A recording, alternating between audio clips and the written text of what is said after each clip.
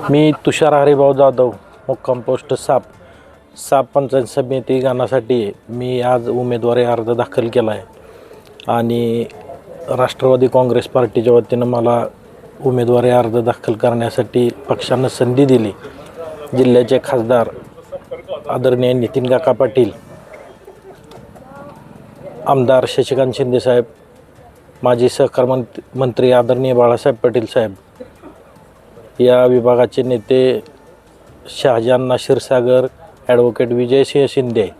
आणि आपले जिल्ह्याचे दुसरे नेते आदरणीय सुनील भाया माने यांच्या मार्गदर्शनाखाली आणि यांच्यामुळे मला ही संधी पक्षानं दिली, तर मी ती व्यवस्थितपणे पक्षानं दिलेली जबाबदारी पार पाडीन